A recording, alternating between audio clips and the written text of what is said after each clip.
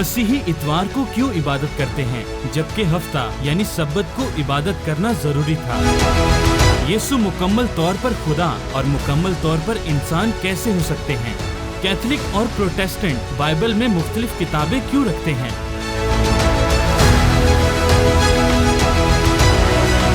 खुदा का बेटा कैसे हो सकता है? क्या ये शिर्क नहीं?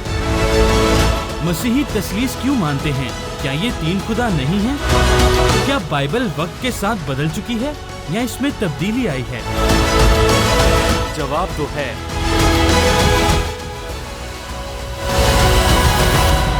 मुअज़्ज़ज़ नाज़रीन, मसीहा के पाक बुजुर्ग और अफजल तरीन नाम में खादिम मसीह नवीद मलिक आज फिर आपकी खिदमत में हाजिर है और आदाब बजा लाता है। मैं दिल से खुदावंद करीम का ममनून हूं इस बड़े खूबसूरत मौका के लिए कि मैं आज फिर आपके सामने आ पाया ताकि अपने प्रोग्राम को कंटिन्यू रख सकूं जिसका नाम है जवाब तो है। और इस प्रोग्राम के तहत मैं कई एक सवालात के जवाबात देने के लिए हत्तल मकदूर कोशा होता हूं और यकीन मौकम है कि जब आप सवाल करते हैं तो उन सवालात के जवाब में आपकी तसहीह होती है, आपकी मदद होती है। यह मेरा शोर शरापा नहीं है। आज फिर आप का एक सवाल लेकर प्रोग्राम जवाब तो है मैं हाजिर हो रहा हूं और ममनून हूं एक बार फिर जेसी टीवी के लिए कि आप हमारे प्रोग्राम को ऑन एयर करते हैं। दुआए दिल ई अस्त के परवरदिगार आपको और आपके खानदानों को जमीनी और आसमानी बरकत से खूब नवाजे। आमीन। जो सवाल आज लेकर हाजिर हुआ हूं, दर हकीकत इस पर मैं पहले भी बात कर चुका हूं, मुझे याद है, लेकिन शायद इस एंगल से नहीं जिस एंगल से आज मैं बात करना चाहता हूं, क्योंकि हर पहलू के एतबार से हम दिन ब दिन रोज बरोज और बेहतर तरीका से सीखते चले जाते हैं। इसलिए इस सवाल का जवाब एक और एंगल से आपकी खिदमत में हाजिर है और सवाल यह है कि कुरान हकीम का अल्लाह ताला ने जिम्मा लिया हुआ है और वो इसकी हिफाजत करता है, जबकि कुतुबे साबका तब्दील भी हो चुकी है और वो मनसूख भी हो चुकी है। यह एक ऐसा एतराज है जो अक्सर हमारे मुसलमान दोस्त करते हैं,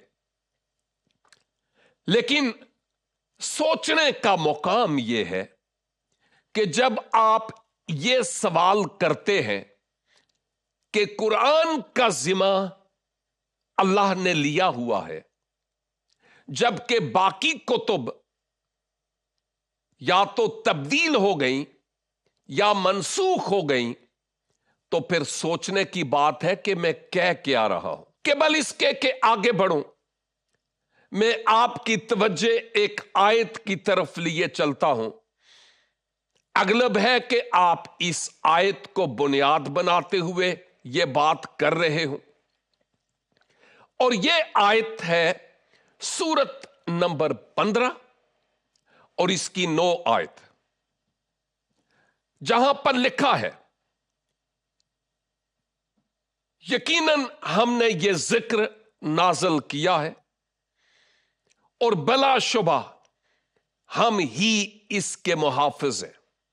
और अरबी जबान में इन्ना नखनो नज़्ज़लना ज़िक्रा व इन्ना लहू लहाफिजून, बेशक हमने इस जिक्र को नाज़िल किया اور ہم ہی اس کے محافظ ہیں. یہ لفظ نحنو میرے ایک اور سوال پر سے پردہ کشائی کرتا ہے. جب ہم خدا کے واحد ہونے کی بات کرتے تھے تو جب میں آپ کی خدمت میں یہ بیان کرتا تھا خدا واحد ہے اور اس کی وحدانیت میں کثرت ہے، ایک میں تین. اب یہاں پر جب یہ کہا جا رہا ہے اور ہم نے، تو یہ ہم کس کی طرف اشارہ ہے؟ آپ خود اس سوال کا جواب اپنے آپ کو دیجئے گا. مجھے پتا ہے اس کا کیا مطلب ہے، لیکن جب قرآن حکیم میں جو آپ کی مقدس کتاب ہے آپ پڑھتے ہیں کہ بے شک ہم نے اس ذکر کو نازل کیا اور ہم ہی اس کے محافظ ہیں، تو یہ ہم سے کیا مراد ہے؟ یہ میرا اس سوال کا جواب نہیں ہے. جواب کی طرف آتا ہوں. یہاں پر یہ جو آیت بیان کی گئی ہے 15:9، اس میں قرآن کا نام نہیں ہے. وہاں پر یہ ہے کہ اس ذکر کو نازل کیا اور ہم ہی اس کے محافظ ہیں. یہ ذکر اگر ہم تفسیر میں جائیں تو کلام خدا کی بات ہو رہی ہے. یہ ذکر ہم نے اس ذکر کو نازل کیا یعنی اپنے کلام کو، اور یہ صرف ایک کتاب کی طرف اشارہ نہیں ہے بلکہ یہ ان کتب سابقہ کی طرف بھی ہے جو آلریڈی قرآن سے پہلے آ چکی تھیں. تورات، زبور، صحائف الانبیاء اور انجیل مقدس. آپ تو 7 صدیوں بعد کی پیداوار ہے اور قرآن بھی تقریباً اتنے صدیوں کے بعد آیا ہے. لیکن وہاں یہ ہے کہ اللہ یہ کہہ رہا ہے کہ ہم اس ذکر کے محافظ ہیں جو تفسیر کے مطابق اللہ نے نازل کیا ہے. میں اللہ اور خدا کی بحث میں اس وقت نہیں پڑھوں گا کیونکہ یہ ہمارا مدعا ہی نہیں ہے. ہمارا مدعا اس وقت یہ ہے کہ یہاں جو لکھا ہے کہ ہم اپنے کلام کے محافظ ہیں، سے کیا مراد ہے؟ میرے مسلمان دوست اس آیت کو لے کر یہ کہتے ہیں کہ جی اللہ نے قرآن کا ذمہ لیا ہے اور یہاں وہ قرآن کو فٹ کرنے کی کوشش کرتے ہیں، جبکہ یہاں قرآن کا نام نہیں ہے. اللہ اپنے کلام کی بات کرتا ہے کہ میں نے اس کو نازل کیا اور میں اس کا محافظ ہوں. اور بائی دا وے اگر ہم کہیں کہ قرآن حکیم اللہ کا کلام ہے تو وہ جو تورات آئی تھی یا زبور آئی تھی یا انجیل مقدس آئی تھی، یہ تبدیل ہونے اور منسوخ ہونے کو ایک طرف رکھ دیجئے، کیا وہ بھی اللہ کا کلام تھا کہ نہیں؟ آپ خود اپنے آپ کو جواب دیں. تورات، زبور، نبیوں کے صحیفے اور انجیل مقدس. یقیناً آپ کا جواب ہاں میں ہے کہ وہ اللہ کا کلام تھا اور ہے. تورات، زبور، صحائف الانبیاء اور انجیل مقدس. اب آپ قرآن کو بھی اللہ کا کلام کہہ رہے ہیں اور پھر کہتے ہیں نہیں نہیں نہیں نہیں خدا نے ان کا ذمہ لیا، یعنی قرآن کا ذمہ لیا. اوکے، کیا خدا ایسا خدا ہے کہ وہ اپنے ایک بچے کو تو بہت پیار کرے اور باقیوں کو کک لگا کر باہر نکال دے؟ یہ مثال تو کوئی اچھی نہیں ہے، لیکن کہنے کا مطلب یہ ہے کہ اگر قرآن صرف آپ سمجھتے ہیں کہ اللہ کا کلام ہے تو باقی کتب کی بابت آپ کا کیا خیال ہے؟ اور اگر اللہ قرآن کا محافظ ہے تو صاف ظاہر ہے کہ وہ اپنی ساری کتابوں کا محافظ ہے، کیونکہ وہ بھی اللہ ہی کی نازل کی ہوئی ہے۔ اور غور کیجئے گا کہ وہ خدا جس نے تورات، زبور، انبیاء کے صحائف اور انجیل مقدس کو بھیجا ہے، وہ اتنا لاپرواہ اور خواب غفلت میں مدہوش نہیں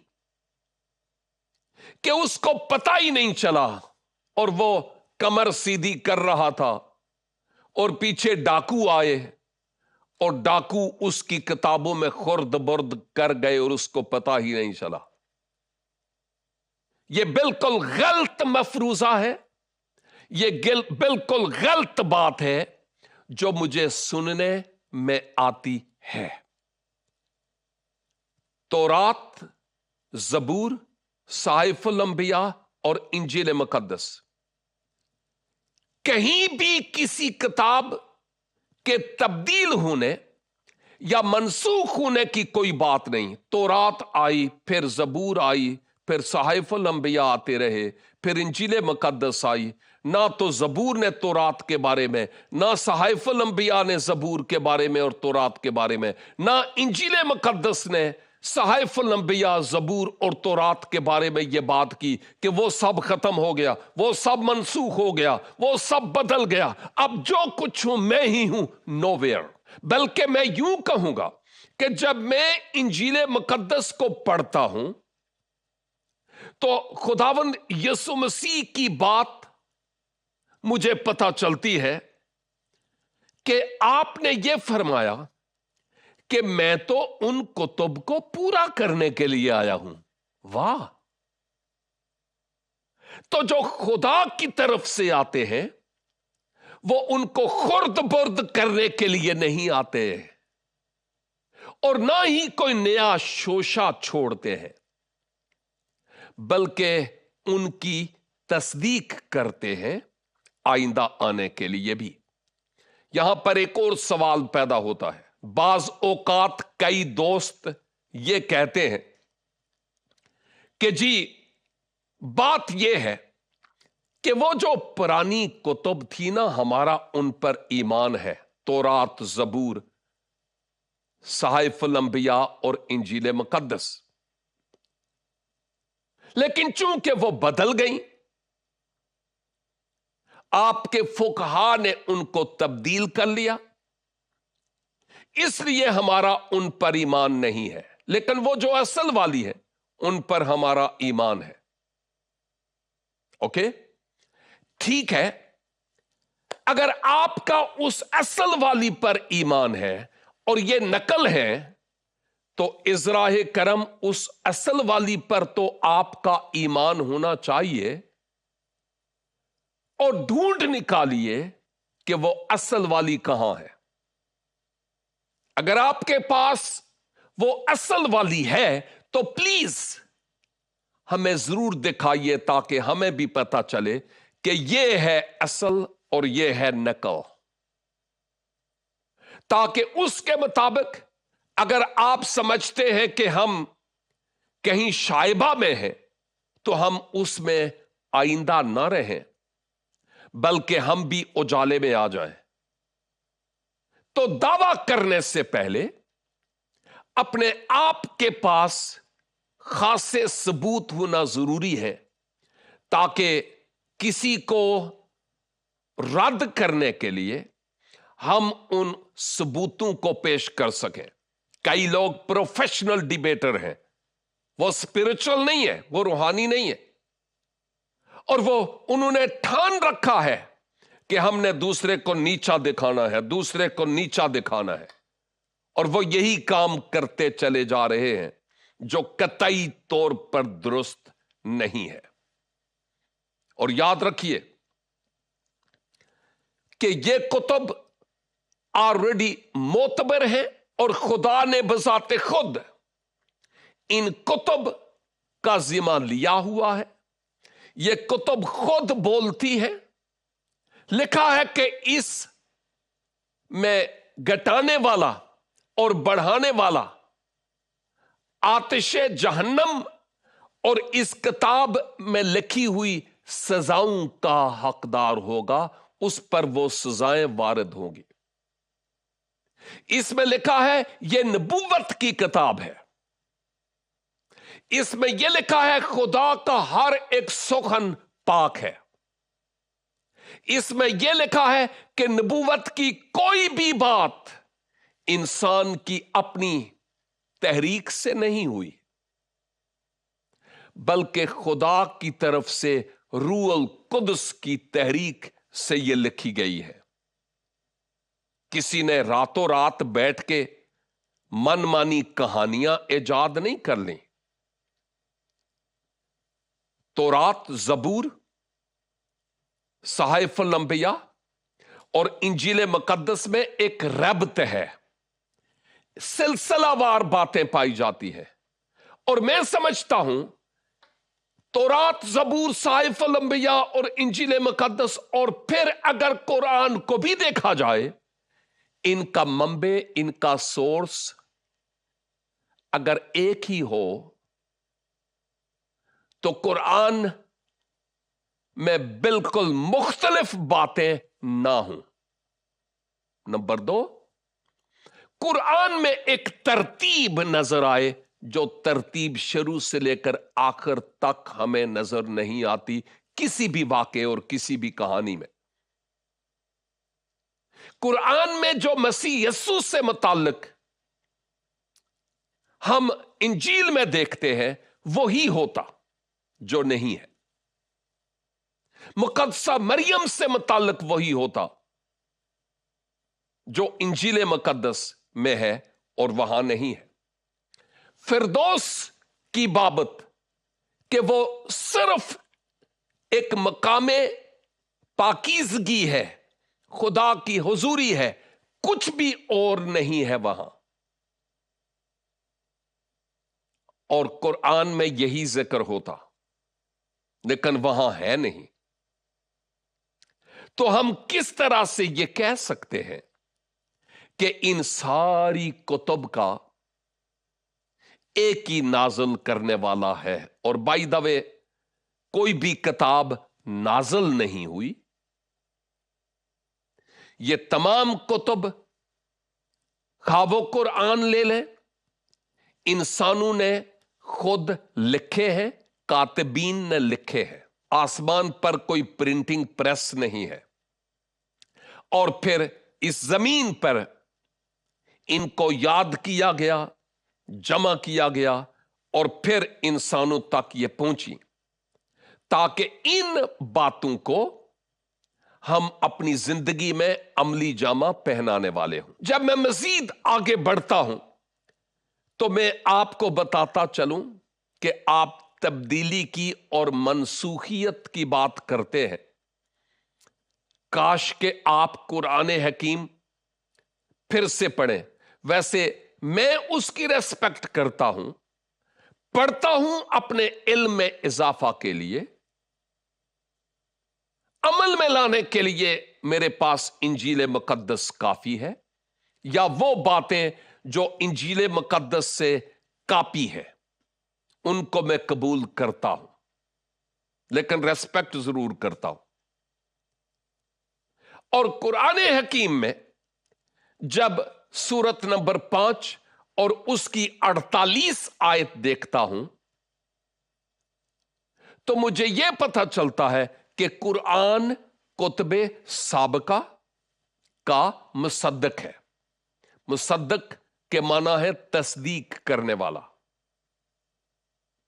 اور آپ جانتے ہیں کہ اگر ہم کسی جھوٹی بات کی تصدیق کرنے والے ہیں تو ہم مجرم ہیں قانون کے مطابق. تو بھائی سوچ ذرا وسیع کر کے اس طرح کے سوال کریں تو یہ زیادہ اچھا ہے. ضروری نہیں کہ ملا ہر ایک بات بالکل صحیح اور درست آپ کو بتائے، ورنہ ہم فرقوں میں بٹے ہی نہ ہوتے. تو ہم اس حقیقت کو سمجھیں، اور اس کے ساتھ ساتھ اگر یہ کتابیں منسوخ ہو چکی ہوتی، بدل چکی ہوتی، تو سورت نمبر 5 اور اس کی 47 کے مطابق یہ کبھی نہ کہا جاتا کہ اہل کتاب اپنے فیصلے خود کریں ان کتابوں کے مطابق جو ان کے پاس آلریڈی ہے، کیونکہ وہ قابل اعتبار ہیں. وہ اپنے فیصلے بذات خود کریں. اور اگر یہ کتابیں بدل چکی ہوتی، منسوخ ہو چکی ہوتی، تو سورت نمبر 10 آیت 94 کے مطابق آپ سلم کو کبھی یہ نہ کہا جاتا کہ اگر کوئی ایسی بات جو تجھے سمجھ نہ آئے، یا ایسی بات جس کے بارے میں تم شک میں ہو، تو پھر جاؤ ان سے پوچھو جو اہل کتاب ہے. اس کا مطلب یہ کہ اہل کتاب کا مقام بہت بلند بیان کیا گیا ہے، یہ تھوڑا سا مقام نہیں بیان کیا گیا. اور صرف یہی نہیں، بلکہ سورت نمبر 5 اور اس کی 48 آیت سے لے کر آگے پڑھیں، آپ کو پتا چلے گا کہ واضح طور پر لکھا ہوا ہے کہ ان کتب سابقہ میں نور اور ہدایت ہے. اور سورت نمبر 6 اور اس کی 115، سورت نمبر 18 اور اس کی آیت نمبر 27، ان آیات میں یہ واضح طور پر لکھا ہوا ہے لا مبدل لکلمات اللہ، یعنی اللہ کا کلام کبھی تبدیل نہیں ہوتا. تو کیا آپ یہ بول کر کفر نہیں کر رہے؟ کیا آپ خدا کے برخلاف گستاخی نہیں کر رہے؟ ذرا سوچئے گا کہ آپ یہ کہتے ہوئے کہ وہ کتب منسوخ ہو گئیں یا تبدیل ہو گئیں، آپ کیا کہہ رہے ہیں؟ کیا کوئی ایک آیت قرآن حکیم میں ہے جہاں پر اس بات کا ثبوت ملے کہ وہ جو کتب اس سے پہلے تھیں وہ منسوخ ہو چکی ہیں؟ کوئی ایسا حوالہ؟ آپ ضرور غور کیجئے گا، یہاں تک کہ آپ کو یہ پتا چلے گا کہ اللہ بذات خود یہ کہتا ہے کہ میری مرضی، ہم کچھ آیات کو منسوخ کر کے ان کی جگہ دوسری آیات لے کر آتے ہیں. آپ اس بات کو بھی دیکھیے گا. آیت الرجم کہاں ہے؟ ذرا سوچئے گا. آپ قرآن کے 2 خاص جو جلدیں ہیں، ایک حفظ اور دوسرا حسد، ان کی بابت دیکھیے گا کہ ان کے تراجم میں کیا ہے، آپ کو پتا چلے گا. قرآن حکیم کی تقریباً 31 کے قریب جلدیں کیوں ہیں؟ آپ کہتے ہیں کہ متن تو وہی ہے نا، ترجمہ مختلف ہے. ٹھیک ہے، اگر متن وہی ہے تو یہ تراجم مختلف ہیں، تو پھر یہ تراجم مختلف کیوں ہیں؟ اس کا مطلب ہے کہ مترجمین نے عربی ہی نہیں سیکھی اور وہ اپنی اپنی مرضی سے ترجمہ کرتے ہیں. کیا یہی بات نہیں ہے؟ اور میں تو حفظ اور حشد کے بارے میں بات کر رہا ہوں کہ ان میں متن کی بھی ہمیں اغلاط نظر آتی ہیں، ایک میں کچھ اور ایک میں کچھ اور ہے. ہمیں اس بات کو سمجھنے کی ضرورت ہے. تو قبل اس کے کہ آپ تورات، زبور، صحائف الانبیاء اور انجیل مقدس پر کوئی الزام دیں، ازراہ کرم شیشے کے گھر میں بیٹھ کر دوسروں پر پتھر نہ برسائیں، یہ آپ کے لیے بھی اچھا نہیں ہوگا۔ تو کیوں نہ آپ اپنی ٹوکری میں جو ہے اس کا اشتہار دیں، تاکہ ہمیں آپ سے متعلق کوئی بات کرنے کی ضرورت ہی نہ پڑے، اور ہم جو کر رہے ہیں ہمیں ویسا کرنے دیا جائے، اور جو آپ کرتے ہیں وہ کرتے رہیے۔ لہذا آج آپ کی خدمت میں اس اہم ترین سوال کا جواب دیتے ہوئے کہ خدا اپنے کلام کا محافظ ہے، وہ ان کتب سابقہ کو بھی اپنی حفاظت میں لیے ہوئے ہے، وہ خواب غفلت مدہوش نہیں ہے، وہ سوتا نہیں اور اونگتا نہیں ہے، یا اس کو پتا نہیں ہے کہ میرے کلام کے ساتھ کیا ہو رہا ہے۔ ایسا نہیں ہو سکتا، وہ سمجھتا ہے، اور خدا ایسے لوگوں کے لیے سزا کا اعلان آلریڈی کر چکا ہے۔ ہمیں ان باتوں کو سمجھنے کی ضرورت ہے۔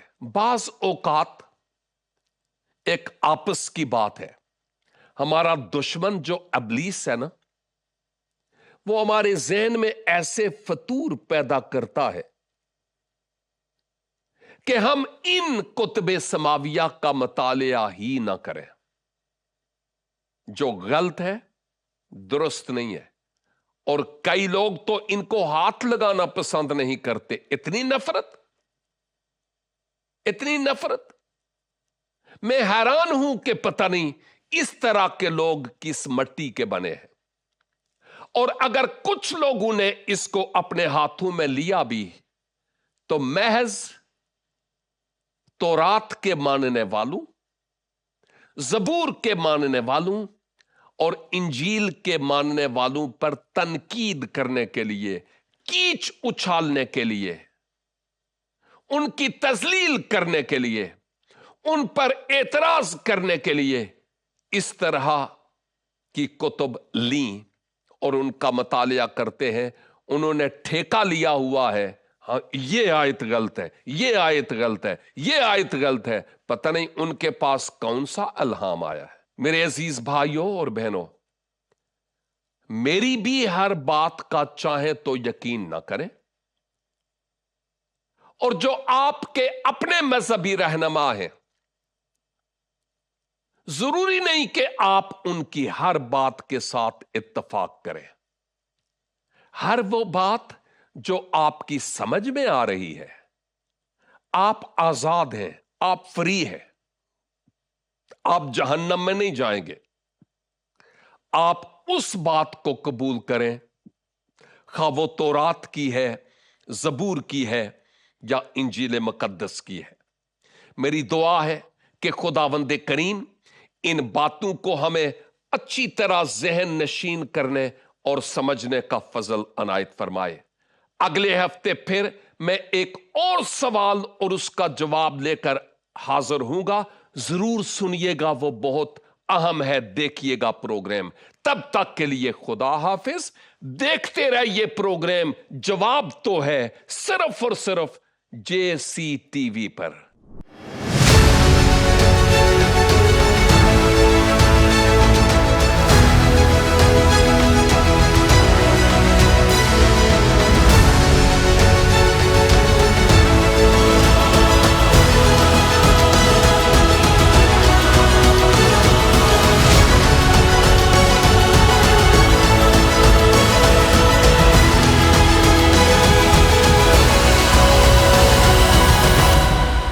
جواب تو ہے۔